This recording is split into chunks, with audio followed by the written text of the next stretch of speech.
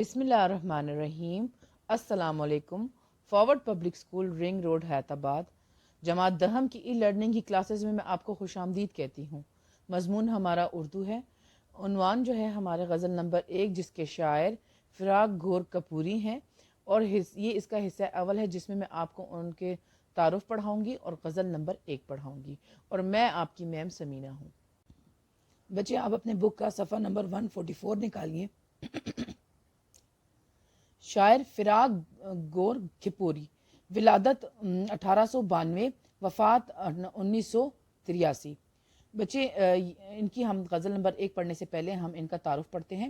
رگھوپتی سہائے فراق گور کپوری کا تعلق ایک خوشحال اور تعلیم یافتہ گھرانے سے تھا۔ فراق نے ابتدا میں عربی، فارسی اور ہندی کی تعلیم حاصل کی۔ خوشحال گھرانہ مینز کہ وہ اچھے حالات رکھنے والے گھرانے سے تعلق رکھتے تھے، جو خوشحال تھے اور تعلیم یافتہ بھی تھے وہ لوگ، مطلب پڑھائی میں بھی آگے تھے۔ اور 9 سال کی عمر میں ماڈرن اسکول میں داخل ہوئے۔ ماڈرن اسکول میں مینز وہاں کے اس وقت کے جدید اسکول میں۔ اعلیٰ تعلیم الہ آباد سے حاصل کی۔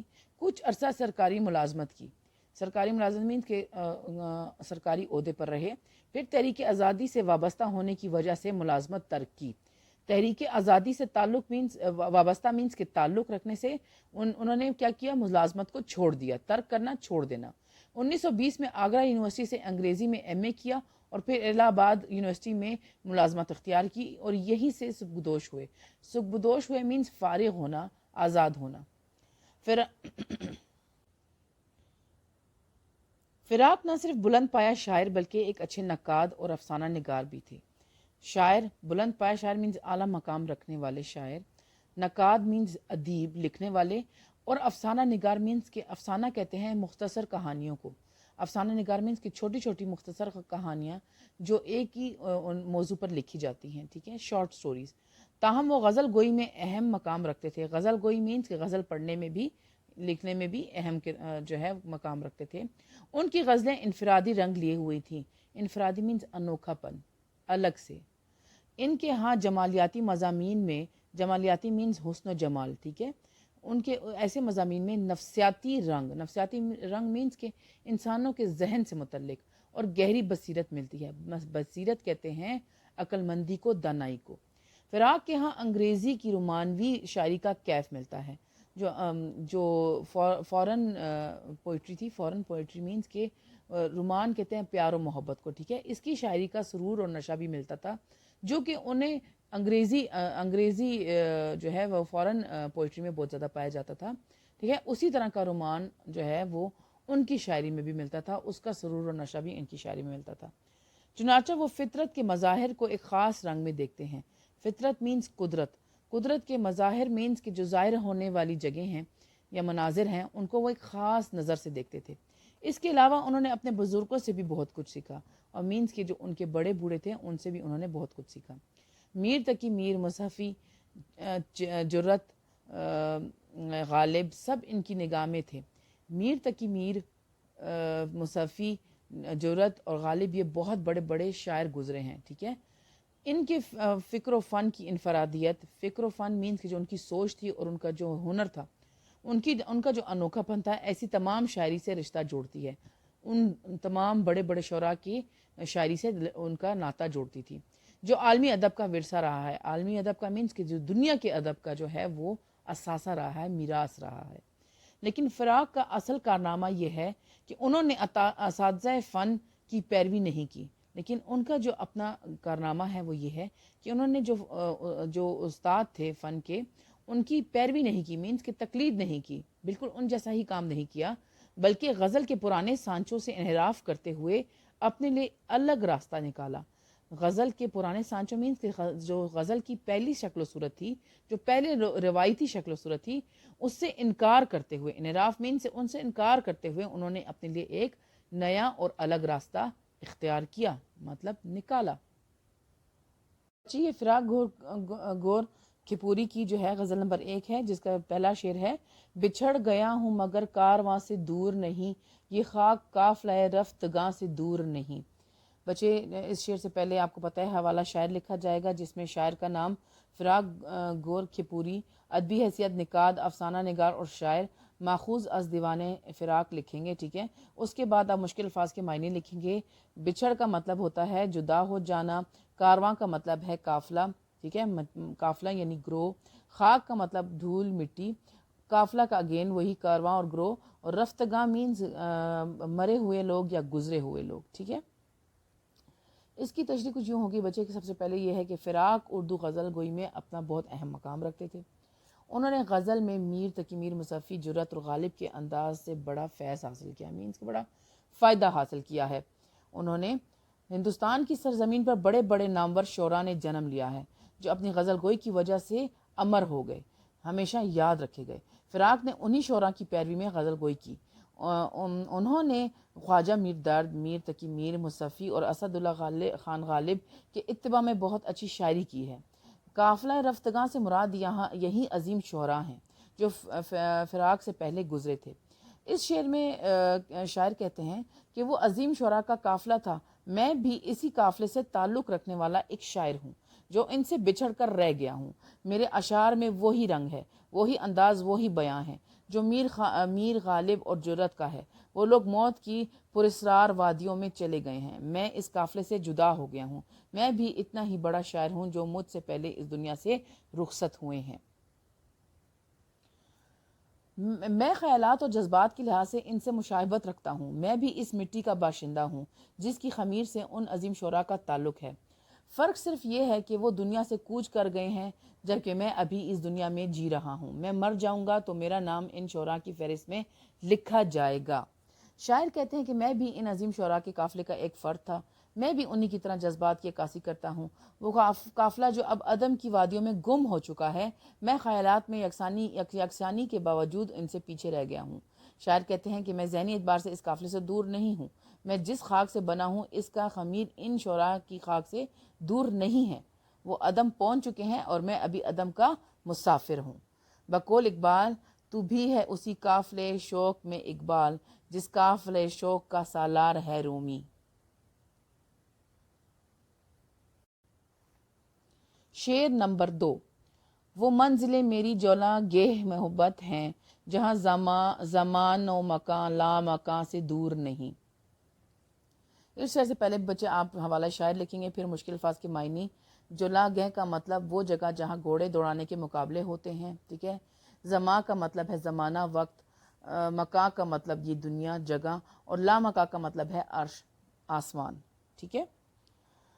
اب جو ہے اس کی تشریح بچے کچھ یوں ہوگی. فراق اپنے پیشرو شعراء کا ذکر کرتے ہوئے کہتے ہیں کہ جب تک اردو غزل رہے گی میر غالب اور ایسے ہی دوسرے شعراء کا کلام شوق سے پڑھا جاتا رہے گا. ان شعراء کے اشعار آسمان کی وسعتوں کی خبر لاتے رہیں گے. مجھے بھی ان شعراء کی روایتوں سے محبت ہے. میں بھی اپنے خیالات کے گھوڑے انہی میدانوں میں دوڑاتا رہوں گا. شاعر کہنا چاہتے ہیں کہ ان عظیم شعراء کا کلام رہتی دنیا تک لوگ پڑھتے رہیں گے. ان کی غزل کا ہر شعر ہر انسان کے دل کی آواز معلوم ہوتی ہے اور یوں محسوس ہوتا ہے کہ ان عظیم شعراء کے کلام میں جو اشعار ہیں وہ میر یا غالب نے میرے لیے کہے ہوئے ہیں. جب تک دنیا رہے گی ان کی غزلیں لوگ پڑھتے رہیں گے اور دلی سکون حاصل کرتے رہیں گے. قدیم زمانے کے شعراء کے خیالات بلندیوں پر پرواز کرتے تھے. وقت کی پابندی ان کے خیالات کا راستہ نہ روک سکی. اپنے پیشرو شعراء کی روایات سے مجھے حد درجہ دلچسپی ہے. میں چاہتا ہوں کہ ان کی طرح میرا کلام بھی ہر دور میں زندہ و تابندہ رہے. وقت کے تیز رفتار گھوڑے عروج پر لے جائیں. لوگ میرا کلام پڑھ کر قرار حاصل کرتے جائیں. مجھے داد دیں اور میری غزل ان کی طرح امر ہو جائے. کسی شاعر نے کیا خوب کہا ہے، اپنی جولاں گاہ زیر آسماں سمجھتا تھا میں، آب و گل کے کھیل کو اپنا جہاں سمجھتا تھا میں. عشق کی ایک جست نے طے کر دیا قصہ تمام، اس زمین و آسماں کو بے قرار سمجھا تھا میں. شعر نمبر 3. سکوت غنچۂ لب رشک صدِ بام وصال، تیری نہیں سے قریب بھی ہے ہاں سے دور بھی نہیں. بچے اس شعر میں شاعر جو ہے حوالہ شاعر بھی لکھا جائے گا، اس کے بعد مشکل الفاظ کے معنی اور پھر تشریح. اب سکوت کا مطلب ہے خاموشی، ٹھیک ہے. غنچہ لب کا مطلب ہے کلیوں جیسے ہونٹ. رشک کے صد سے مطلب رشک مینز آرزو کرنا. صد مین 100 بار، ٹھیک ہے.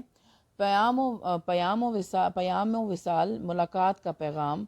کریم مینس قریب ہونا، ٹھیک ہے. کریم کا مطلب ہے قریب ہونا. اب اس کی تشریح کچھ ہوگی کہ اس شعر میں شاعر اپنے محبوب کی ایک دل فریب ادا کا ذکر کرتے ہوئے کہتے ہیں کہ میرے محبوب کے ہونٹ کلی کی طرح نرم و نازک ہیں. ات کھلے پھول کو غنچہ کہتے ہیں. شاعر کہتے ہیں کہ میرے محبوب کے ہونٹ بھی غنچے کی طرح ہیں، وہ کھلتے نہیں لیکن بند رہ کر بھی مجھے ملاقات کا پیغام دے رہے ہوتے ہیں. اردو شاعری کی روایت رہی ہے کہ شعراء اکثر محبوب کی آنکھوں، زلفوں اور ہونٹوں کی خوبصورتی کو سراہتے ہیں اور پیار کا اظہار کرتے ہیں. اس شعر میں شاعر نے محبوب کے ہونٹوں کی تعریف کی ہے اور اس کے ہونٹوں کو بند کلی سے تشبیہ دی ہے. تشبیہ دینا مینس کہ ایک چیز کو دوسری چیز کی مانند قرار دینا. جس طرح بند کلی پرسکوت طاری ہوتا ہے، وہ خاموش اور پرسکون نظر آتی ہے، اسی طرح محبوب کے ہونٹ بھی اپنی خاموش زبان سے میرے پیار کا اظہار کرتے ہیں. جب میں اس کے ہونٹوں کو غور سے دیکھتا ہوں تو اس سے مجھے نہیں کی صدا سنائی دیتی ہے، لیکن تھوڑی ہی دیر بعد جب میں دوبارہ اس کے ہونٹوں کو دیکھتا ہوں تو اس میں مجھے اقرار کرنے کے اشارے ملتے ہیں. ان ہونٹوں میں مجھ سے پیار بھرا ہاں کا پیغام مل جاتا ہے. لب خاموش ہوتے ہیں مگر ان سے اقرار و انکار کا اظہار ہوتا ہے. اس کی طرح اس کے ہونٹ بھی رنگ بدلتے رہتے ہیں. خوشی اور غم کی کیفیت سے دوچار ہوتا رہتا ہوں. شاعر یہ بھی کہنا چاہتے ہیں کہ مجھے محبوب کے انکار میں اقرار پوشیدہ ہے. قدرتی نسوانی شرم و حیا کے باعث محبوب انکار کرتا ہے اور اس کی نہیں میں ہاں ہوتی ہے. یہی مضمون ایک شاعر بہت خوبصورتی سے بیان کرتے ہیں. تم نہ سمجھے یہ گفتگو ورنہ بات کرتی تھی خاموشی میری. شعر نمبر 4. تیرا کلام بھی خاموشیوں کا حامل ہے، میرا سکوت بھی لفظ و بیاں سے دور نہیں. اس شعر کے بعد سب سے پہلے آپ نے حوالہ شاعر لکھنا ہے اور پھر مشکل الفاظ کے معنی. کلام سے مراد ہے گفتگو، ٹھیک ہے، اور چپ رہنا سے مراد اور خاموشیوں سے مراد ہے چپ رہنا، ٹھیک ہے، خاموشیوں، اور سکوت کا مطلب ہے خاموشی، ٹھیک ہے. اس شعر میں 2 مطلب لیے جا سکتے ہیں. ایک تو یہ کہ محبوب کی زبان تو خاموش رہتی ہے لیکن اس کے دیکھنے کا انداز شاعر کو بہت کچھ بتا دیتا ہے. دوسرا مطلب یہ ہے کہ محبوب کی گفتگو آہستہ ہوتی ہے جسے صرف محبوب خود ہی سن سکتا ہے. یہ گفتگو خاموشی کی مانند ہوتی ہے. اردو شاعری کی یہ روایت رہی ہے کہ محبوب کی محفل میں شاعر کو خاموش رہنا پڑتا ہے. اس شعر میں شاعر محبوب سے مخاطب اور کہتے ہیں کہ تو اگرچہ پیار و محبت کا کھل کر اظہار نہیں کرتا مگر تیری خاموشی میں پیار و محبت کے تمام انداز پوشیدہ ہوتے ہیں. میں آپ کے چہرے کو دیکھ کر سمجھ جاتا ہوں کہ تم مجھ سے کتنا پیار کرتا ہے. اگر تیری زبان خاموش رہتی ہے مگر تمہارے دیکھنے کے انداز تیرے پیار کی گواہی دیتے ہیں. شاعر کا محبوب مشرقی ہے اور مشرقی لوگ باحیا اور شرمیلے ہوتے ہیں. وہ محبت کا اظہار کرنا نہیں جانتے، وہ اپنے تصور میں پیار کرتے رہتے ہیں. میں بھی اسے پیار تو کرتا ہوں مگر کبھی اس کا اظہار نہیں کرتا. ہم خاموش زبان سے اظہار محبت کرتے ہیں، دل ہی دل میں سوال و جواب کا سلسلہ جاری رہتا ہے. محبوب دیکھنے کی ہر ادا سے میرے سوال کا جواب دیتا ہے. ہم ایک دوسرے کے لیے بڑے پریشان رہتے ہیں، چاہتے ہیں کہ مل بیٹھیں، بات کریں، اپنی پریشانی ایک دوسرے کو بیان کریں، مگر روایت سے مجبور ہو کر خاموش سدا پیار کرتے رہتے ہیں. یہ محبت کا انوکھا انداز ہے مگر اس انداز میں جو دکھ و درد پوشیدہ ہوتا ہے وہ میں محسوس کرتا ہوں. شاعر کہتے ہیں اگرچہ میری زبان خاموش ہے لیکن میری بے زبانی کے باوجود میرے حالات میری خاموشی میری بے قراری کا اظہار کرتے ہیں.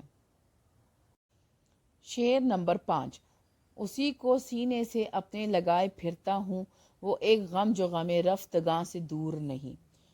بچے اس شعر کے بعد بھی آپ نے جو ہے حوالہ شاعر یعنی شاعر کا نام فراق گور کی پوری ادبی حیثیت شاعر اور ماخوذ شاعر نقاد افسانہ نگار اور ماخوذ از دیوان فراق لکھنا ہے. اس کے بعد مشکل الفاظ کے معنی لکھنے ہیں، ٹھیک ہے. مشکل الفاظ میں جو ہے آپ کے پاس چلے سینے سے لگانا مینس کہ اپنے قریب رکھنا، غم رفتگاں مینس کہ گزرے ہوئے لوگوں کا غم، ٹھیک ہے، جو لوگ مر چکے ہیں ان کا غم. اس شعر میں شاعر کی غم رفتگاں سے مراد دنیا سے گئے ہوئے لوگوں کا غم ہے، ٹھیک ہے، یہ بھی ہو سکتا ہے اور بچھڑے ہوئے محبوب کا غم بھی ہو سکتا ہے. شاعر کہتے ہیں کہ میری محفل میں کیسے کیسے پیارے لوگ ہوا کرتے تھے جو اب اس دنیا سے جا چکے ہیں. ان لوگوں کی یادیں میرے دل پر نقش ہو چکی ہیں اور یہی یادیں میری زندگی کا سرمایہ ہیں. اگر اس شعر میں شاعر کی محبوب سے مراد لی جائے تو شاعر یہ کہنا چاہتے ہیں کہ زندگی بھر ہم نے صرف ایک ہی شخص کو چاہا، ساری عمر اسی کو اپنا مانتے رہے، اگرچہ وہ لوگ اب اس دنیا میں نہیں ہیں مگر ہم انہیں آج بھی اسی طرح چاہتے ہیں جس طرح ہم اپنی زندگی میں چاہتے تھے۔ لوگ سے مراد یہاں پہ شاعر کا محبوب بھی ہے، اور جو اب اس کی دل کی دنیا سے رخصت ہو گیا ہے۔ اگرچہ محبوب ہم سے بچھڑ گیا ہے، اس کی یاد ہمارے دل کو جلائے رکھتی ہے، اس کے پیار بھری باتیں، اس کی ادائیں، بات کرنے کا انداز، تلوار کی مانند آنکھیں اور زلفیں آج بھی ہمیں بے قرار رکھتی ہیں۔ ماضی کی یادیں دل پر نقش ہو گئی ہیں، انہی یادوں کے سہارے زندگی گزار رہا ہوں۔ میرے محبوب کی یادیں میرا اثاثہ ہیں، اگرچہ اس نے ہمارے ساتھ بے وفائی کی، ہمیں چھوڑ کر چلا گیا، مگر اب بھی وہ ہمارے دل کے قریب ہے۔ اس کے بعد بہت سے لوگ ہماری محفل میں آئے مگر کسی پر نگاہ نہ ٹھہر سکی، کیونکہ ہم صرف اسی ایک شخص کو چاہتے ہیں، کسی دوسرے کے بارے میں ہم سوچ بھی نہیں سکتے۔ اگرچہ محبوب نہیں رہا مگر اس کی یادیں ہمارے ساتھ ہیں۔ شاعر کہتا ہے کہ میں ان گزرے ہوئے لوگوں کی یادوں کو اپنے سینے سے لگائے پھرتا ہوں اور ان کی یاد میں آنسو بہاتا ہوں۔ بقول شاعر، دل یہ کہتا ہے فراق ماہ و پرویں دیکھ کر، ہائے کیا کیا محفلیں دنیا کی برہم ہو گئیں۔ ناصر کاظمی کے اس بات کو بہت اچھے انداز میں بیان کیا ہے۔ یوں کس طرح کٹے گا کڑی دھوپ کا سفر، سر پر خیال یار کی چادر ہی لے چلیں۔ شعر نمبر 6۔ فراق ازل سے بہاریں ہیں منتظر جس کی، وہ گلستاں میرے زخم نہا سے دور نہیں۔ بچے، یہ آپ نے جیسے پہلے بھی آپ کو پتہ ہے کہ اس شعر کے بعد بھی آپ نے حوالہ شاعر لکھنا ہے، اس کے بعد مشکل الفاظ کے معنی لکھنے ہیں، ٹھیک ہے۔ ازل سے مراد کائنات کا پہلا دن یا آغاز، ٹھیک ہے۔ منتظر کا مطلب ہے انتظار میں، گلستان کا مطلب باغ، اور زخم نہا کا مطلب ہے چھپا ہوا زخم۔ کیا ہے؟ چھپا ہوا زخم۔ مقطع کے اس شعر میں شاعر اپنے دل کے زخموں کو ایک ایسے چمن سے تشبیہ دے رہے ہیں۔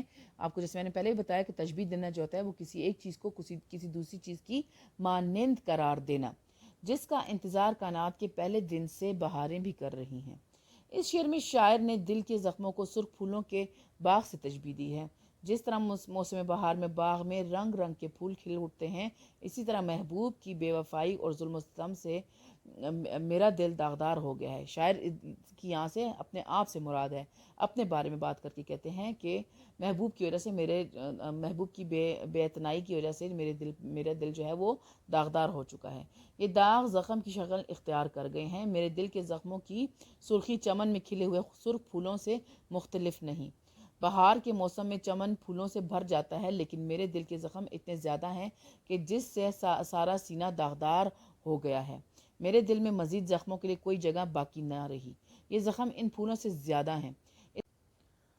اس بات کو میر تقی میر اس طرح ادا کرتے ہیں: کیا دل کو داغوں نے بسرو چراغاں، کبھو تو نے آ کر تماشا نہ دیکھا۔ بچے، یہاں پر جو ہے ہمارا حصہ اول کا اختتام ہوتا ہے، ٹھیک ہے۔ اس میں ہم نے شاعر کا تعارف اور غزل نمبر 1 جو ہے وہ کی ہے، اس کی تشریحات اور مشکل الفاظ کیے ہیں۔ اب بچے اس کو بار بار پڑھیں تاکہ آپ کو کوئی مشکل پیش نہ آئے اور آسانی سے آپ اس کو سمجھ سکیں۔ اپنا خیال رکھیں، گھر پر رہیں۔ اللہ حافظ۔